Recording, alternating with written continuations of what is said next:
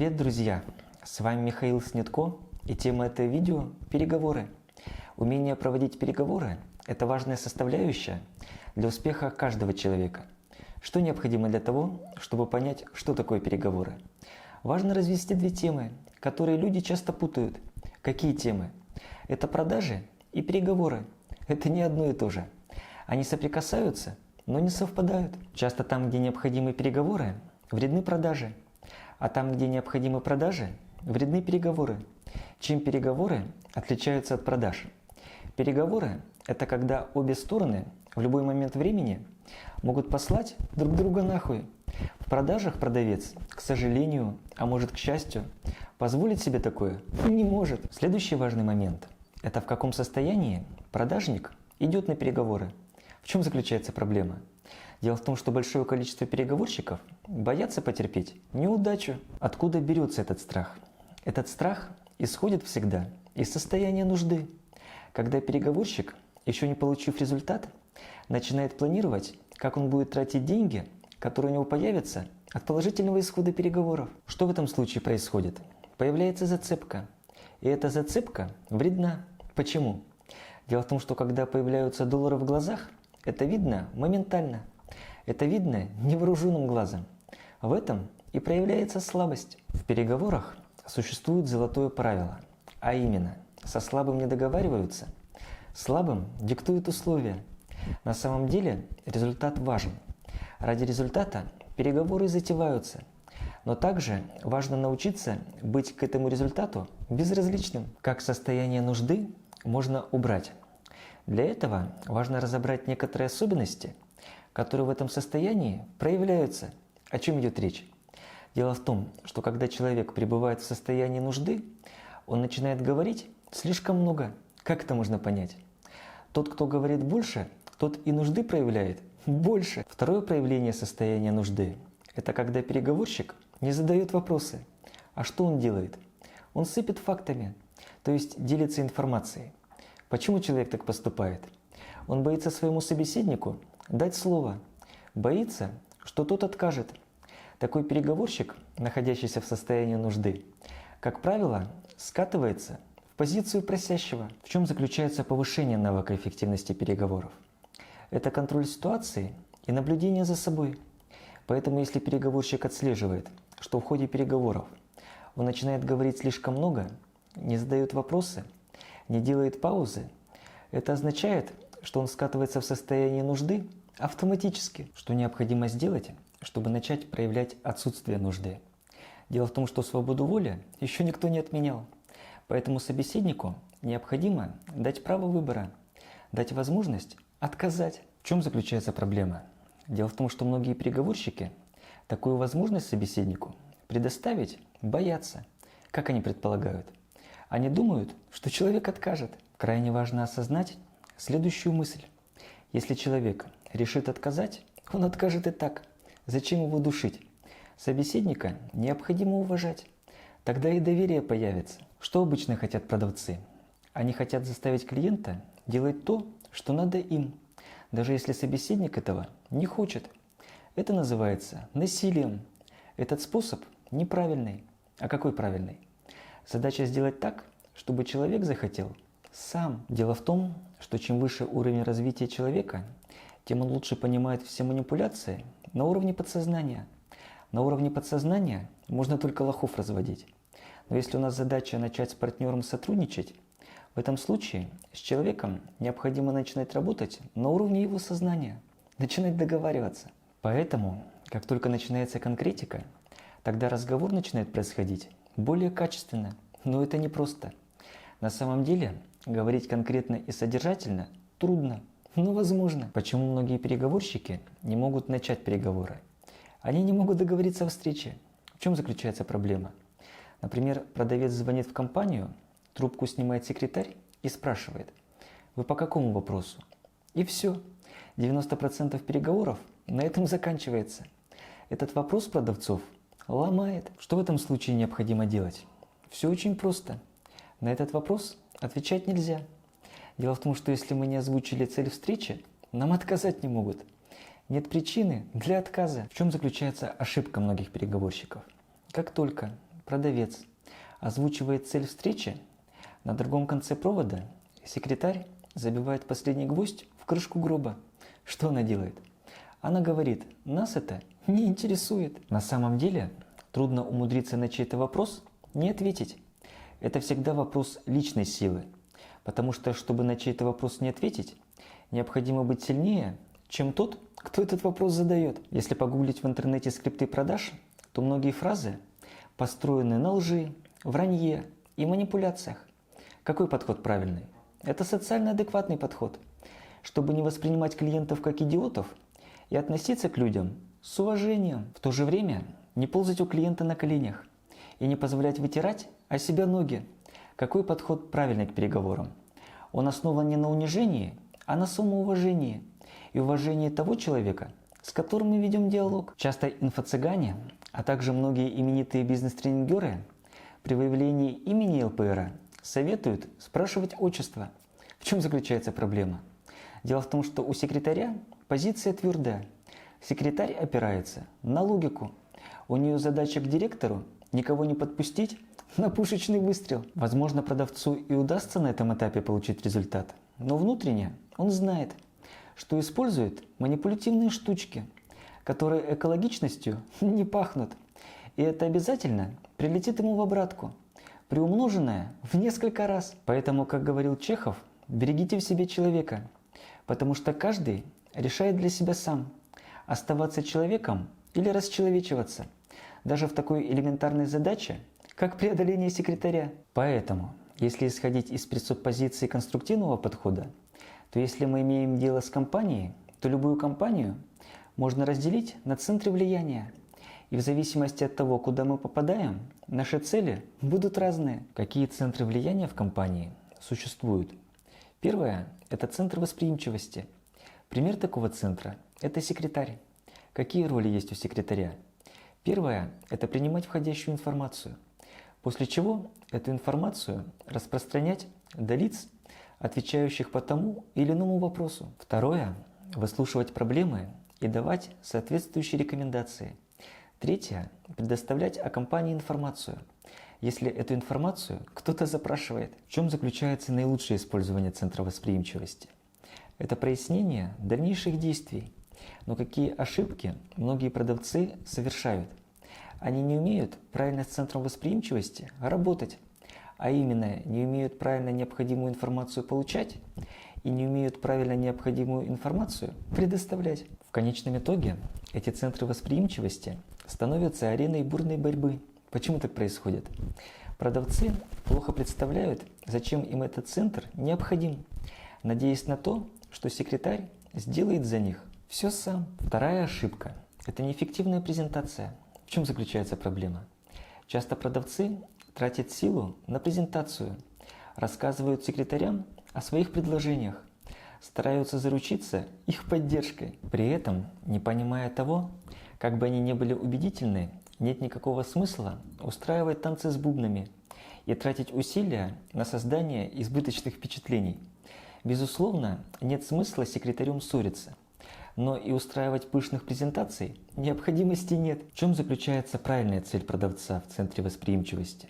Лучшая цель – это продвижение к другим центрам, а именно прояснение информации о том, каким способом необходимо двигаться для достижения целей. Также часто центр восприимчивости настроен неправильно, когда перед секретарем стоит задача отсекать, что в данном случае продавцу необходимо сделать. Задача – убедить секретаря, что его информация нужная, и данную информацию все-таки предоставить стоит. Почему центр восприимчивости часто берет на себя роль фильтра? Дело в том, что передавая разного рода информацию в отделы, секретари часто получают в свою сторону шквал говнистых упреков, типа нечего нас заваливать разной херней. В этом случае центр восприимчивости начинает работать как фильтр, практически отсеивая все. Часто на вопрос продавца, с кем я могу поговорить по такому-то вопросу, секретарь говорит шедевральную фразу. Какую? Нас это не интересует. Как это гнилое возражение можно обойти? Один из способов, который можно применить, если речь идет о разговоре по телефону, сначала необходимо представиться самому. Но в ответ на это секретарь должен представиться тоже. Чтобы при исходящем звонке продавцу создать о себе правильное впечатление, задача – назвать свое имя, после чего задать секретарю вопрос, как можно обращаться к ней. Если человек себя называет в ответ, дальше разговор продолжается, обращаясь к ней по имени. Достаточно часто секретари себя не называют. Что в этом случае необходимо сделать? Можно мягко, но достойно сделать следующий ход и сказать: «Извините, я не расслышал, как вас зовут. Мое имя так-то и так-то. А как я могу обращаться к вам?» Естественно, такая фраза не вызовет у секретаря бурю удовольствия. Но цель звонка заключается не в том, чтобы доставить секретарю удовольствие, а чтобы выстроить правильную систему взаимоотношений. Дело в том, что когда люди разговаривают по телефону анонимно, они чувствуют себя более вольготно и могут позволить определенные вольности. Но если переговорщик знает имя и фамилию секретаря, то человек к такому разговору начинает подходить более ответственно. Поэтому такого рода подход начинает собеседника выстраивать правильно. После чего можно озвучить цель звонка. Если в ответ мы слышим, что нам это не интересно, можно вежливо поинтересоваться: «Уточните, пожалуйста, в какой должности вы работаете?» Обычно секретари такого поворота событий не ожидают, после чего называют свою должность. Далее можно произнести следующую фразу: «Извините, пожалуйста, правильно ли я понимаю, что принятие решений по данному вопросу входит именно в ваши должностные обязанности?» Что в данном случае происходит? Секретарь попадает в вилку. Она рискует взять на себя чрезмерную ответственность, учитывая то, что переговорщик уже знает ее имя и должность. Следующий правильный ход – это, уловив паузу, можно сказать следующую фразу: «Может быть, вы скажете мне, кто у вас занимается этим вопросом? Я внесу туда свое предложение, а ответственное лицо разберется, как с этим предложением поступить. Давайте мы позволим заниматься вопросом тем людям, которым это поручено». С одной стороны, эта ситуацию напрягает, но с другой стороны, переговорщик таким способом помогает секретарю выполнить ту работу, которая этому человеку была поручена, а именно предоставлять и передавать информацию. Вряд ли секретарю было поручено принимать на себя сложные решения. Скорее всего, человек берет на себя лишнее, либо старается избавить себя от деструктивных нападок других отделов, проявляя так называемую творческую инициативу. Также у секретаря нет гарантии того, что переговорщик не сможет добраться до директора и не поинтересуется, почему этот секретарь берет на себя ответственность за принятие решения, например, за коммерческого директора. Если же секретарь отказывается предоставлять информацию, можно поинтересоваться, означает ли отказ предоставить информацию то, что эту информацию предоставлять запрещено. Можно ли поинтересоваться, кто именно дал такое распоряжение? Существуют ли на это соответствующие регламенты? Естественно, такой подход у секретаря не вызовет дикой радости. Но работа переговорщика не заключается в том, чтобы предоставлять деструктивным личностям радость. Мы начинаем разговор с того, что ведем себя корректно. Но если другая сторона по каким-то причинам начинает действовать деструктивно, то задача специалиста по переговорам – поставить человека на место и беседовать с соответствующей позиции. Как правило, работа продажника связана с тем, что он приходит туда, где его часто не ждут. Дело в том, что в условиях жесткой конкуренции редко кто испытывает дикую потребность в чьих-то предложениях. В случае, если у секретаря помогать продавцу мотивации нет, то задача, которая стоит перед переговорщиком, это убедить этого человека в том, что лучше все-таки ему помочь, чем вступать со специалистом по переговорам в конфронтацию. Что переговорщику важно понимать: любые переговорные технологии не являются гарантией. Они лишь увеличивают вероятность. О чем это говорит? Существует поговорка, что нет способа вырастить кактус в болоте, а лилию в пустыне. Другими словами, не все переговоры будут заканчиваться успешно. Важный аспект в переговорах заключается в том, что если переговорщик использует в своей практике шаблонные наработки, то высока вероятность того, что такой специалист будет добиваться не того, что заслуживает, а то, что ему соглашаются дать. Нет никаких гарантий того, что человеку дают, будет справедливо. Поэтому, изучая разные подходы к переговорам, переговорщик не получает гарантий. но существенно повышает вероятность получить желаемый результат. Какие еще существуют центры? Следующий центр – это центр неудовлетворенности. Какая роль этого центра? Первое – это выявление возможных проблем в той области, где продавец при помощи своего продукта может наилучшим образом решить проблему клиента. Но часто специалисты по переговорам стремятся к людям, которые ставят в договоре итоговую подпись. В чем заключается проблема? Дело в том, что тот, кто ставит подпись, часто не принимает решений. Он просто заверяет решения других. Часто самый большой босс не владеет проблематикой, поэтому какое-то решение ему может показаться неактуальным. Но с другой стороны, если переговорщику большого босса удалось зажечь, то Big Boss может инициировать необходимые службы, которые за решение данного вопроса отвечают. Что в данном случае может произойти?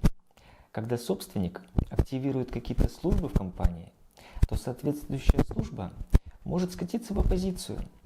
Поэтому стремление выйти на лицо принимающее решения не всегда является самым правильным вариантом. Если с центром неудовлетворенности удастся отношения выстроить правильно, то это в последующем поможет грамотно сформулировать предложение.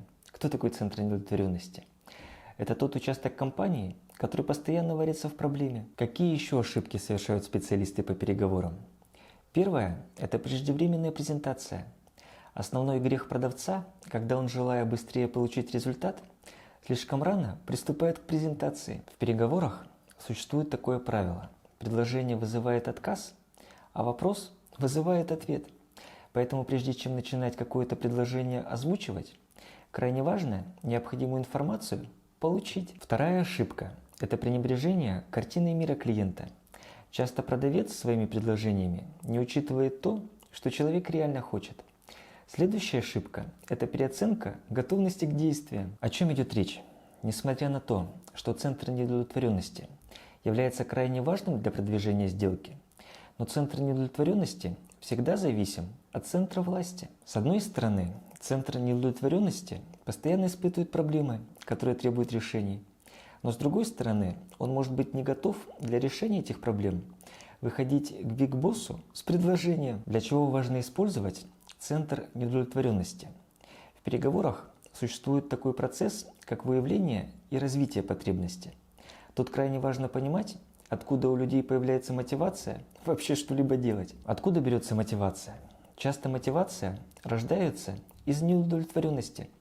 Поэтому если у человека неудовлетворенности нет, естественно, он делать ничего не будет. В переговорах существует такое правило. Нет проблемы – нет продажи. Предполагается, что клиент по дефолту как бы находится в состоянии равновесия. Если неудовлетворенность станет сильнее, то она имеет шанс быть перевешенной. Если неудовлетворенность слабая, то человек себе всегда объяснит, что ему дергаться нечего. Существуют две категории людей.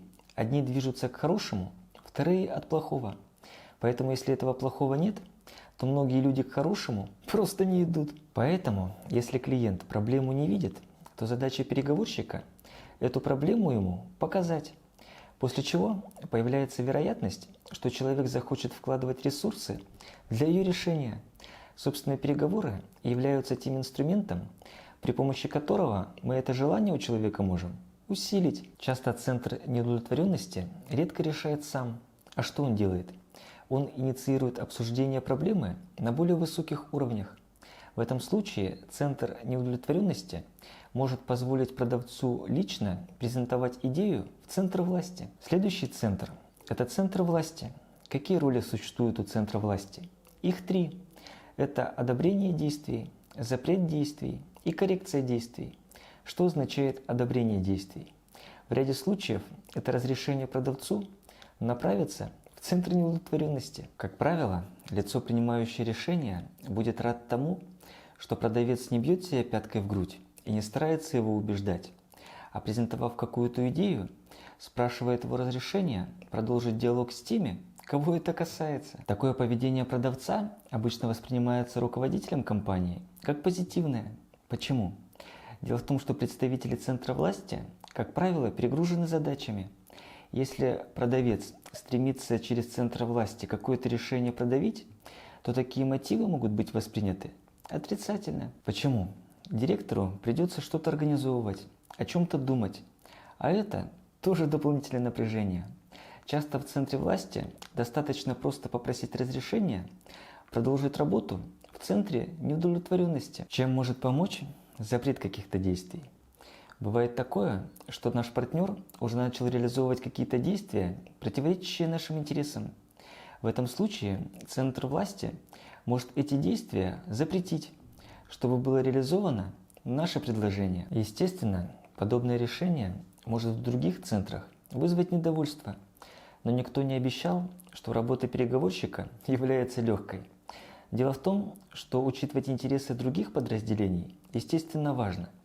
Но до тех пор, пока эти интересы не начинают противоречить нашим интересам. Какие обычные ошибки совершают переговорщики, находясь в центре власти?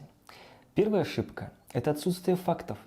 Самое страшное, когда переговорщик начинает в центре власти лишаться половой безграмотности, то есть в своем мировоззрении заполнять дыры. О чем идет речь?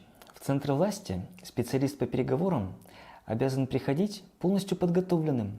В центре власти необходимо говорить конкретно и по существу, а не вызывать у лиц, принимающих решения, аллергию. Второе, что мешает переговорщику, это смутное понимание проблем. Дело в том, что если переговорщик не понимает проблем клиента, то его презентация не будет к проблемам компании адаптирована, соответственно, не будет вызывать симпатию. Следующая ошибка – это пассивное поведение. Что это означает? Переговорщики, попадая в центр власти, часто становятся пассивными, передавая ЛПРу свое почтение, как бы ожидая от него пинка. Следующая ошибка переговорщиков – это неоправданные ожидания. Дело в том, что когда специалист по переговорам приходит в центр власти, очевидно, что он находится у того человека, где золотой ручкой подписывают контракт. У многих продавцов существует иллюзия, что убедив первое лицо, ЛПР начнет действовать в их пользу. В чем заключается проблема? Дело в том, что это заблуждение сгубило не одну хорошую сделку, потому что решения в компании часто принимаются коллегиально. В чем заключаются правильные цели продавца, находясь в центре власти? Первое – это оценить готовность человека к действию. Другими словами, задача оценить степень проблемности той или иной проблемы. Вместо того, чтобы начинать что-то горячо презентовать, важно понять, насколько проблема вообще актуальна, насколько человек считает, что ее необходимо решать. Вторая цель – это анализ картины мира клиента. Прежде чем что-то человеку начинать презентовать, необходимо выяснить, какие у него приоритеты. Почему это важно понимать? Дело в том, что опираясь на приоритеты человека, продавец сможет формулировать правильные аргументы. Следующая цель – это выяснение порядка принятия решений. О чем идет речь? Дело в том, что чем лучше переговорщик понимает то, как решения в компании принимаются, тем больше шансов у него на этот процесс повлиять. О чем необходимо говорить на переговорах? Говорить необходимо о проблемах. Поэтому формула любых успешных переговоров – это найти проблему клиента и ее решить. Важно для себя запомнить, что не поняв основную проблему клиента, нельзя ничего предлагать. Почему? Потому что это все равно, что лезть в замочную скважину не с тем ключом. На самом деле это действительно трудно, когда ты пытаешься нащупать проблему человека, а клиент требует конкретных предложений. Чем плохо конкретное предложение? На него всегда можно ответить отказом. Поэтому, чтобы отказа не было, часто в начале переговоров приходится конкретных предложений избегать. Однако никто не любит, когда к нему приходят на переговоры без конкретных предложений. Что в данном случае необходимо сделать? Задача сначала с человеком поговорить, и в процессе переговоров это конкретное решение совместными усилиями выработать. То есть предложение в данном случае является всего лишь поводом для начала беседы. В чем заключается стратегия? Стратегия заключается в том, чтобы создать ситуацию совместного поиска, когда два собеседника начинают искать точки соприкосновения их интересов. На этой оптимистической ноте предлагаю данное видео закруглять. Что такое правильные переговоры? По сути, это размышление вслух, когда два собеседника размышляют на тему, каким образом они могут быть друг другу полезны. Спасибо за просмотр, подписывайтесь на канал, нажимайте колокол, чтобы не пропустить следующий выпуск. Высказывайте свою точку зрения в комментариях. Ставьте лайки. Увидимся в следующих видео. Пока. Алло. Здравствуйте. Здравствуйте. Вы Виктория, да? Да. Меня зовут Михаил, компания BTP. Виктория, подскажите мне, пожалуйста, имя, отчество, как зовут вашего директора? Извините, пожалуйста, а вы с вами уже общались, да, по какому вопросу? Я звоню первый раз, но вы подскажите мне, как его зовут. Какими услугами или что вы предлагаете? Я не хочу вам на этот вопрос отвечать. Почему вы мне задаете вопросом на вопрос? Ну, вы знаете, есть определенный регламент у нас. Я не могу распространять тоже информацию об организации. Информация об организации. Имя, отчество директора – это коммерческая тайна вашей организации? Ну, нет, если вы у нас... Вы кто по должности, Виктория? Я вообще главный бухгалтер. Главный бухгалтер. Ну так, если это не является коммерческой тайной, могу я узнать имя, отчество вашего руководителя? Ну, если вы у нас на сайте находитесь, там должно быть указано. Я не на вашем сайте, я вам звоню. Ну, а по какому вопросу, можно сказать? Вы хотите предложить свои услуги, вы хотите воспользоваться нашими услугами работы? Я вам не скажу, по какому вопросу, я скажу это именно конкретно ему. Ну, дело в том, что для того, чтобы сообщить информацию о том, кто звонит, я должна сообщить, по какому вопросу спрашивает директор. Я же не могу сказать, что вот вам звонят, вот просто вас спрашивают. Почему не можете? Можете? Нет, я так не могу. Так и скажете, вот звонит Михаил из компании BTP, не говорит, по какому он вопросу, и скажет лично вам. Давайте я тогда запишу, что звонил Михаил из BTP, и когда Александр Григорьевич будет на месте, я тогда вам уточню, или узнаю информацию о вас из интернета. Да, не вопрос. Тогда Александру Григорьевичу передайте телефон 8 966. Ну а с какой целью передать телефон? Вы хотите с ним переговорить? Да, я хочу с ним поговорить. На какую тему? Вам я не скажу, и никому, кроме него, не скажу, на какую тему. Это, вы понимаете, тут ничего личного. Его нет. Александр Григорьевич, дайте ему возможность самому решить, интересно это будет ему, либо нет. То есть дайте человеку свободу воли. Я бы ему дала свободу воли, если бы я ему еще сообщила, по какому вопросу с ним хотят пообщаться. Может, он мне скажет, что ему вообще это неинтересно, он вам звонить не будет. Ну, тогда разговор не состоится. Ну, хорошо, давайте я запишу ваш номер телефона. 966 966 175 175 7067. 7067. Михаил BTP. Хорошо, Михаил. Спасибо, Виктория. Хорошего настроения. До свидания. До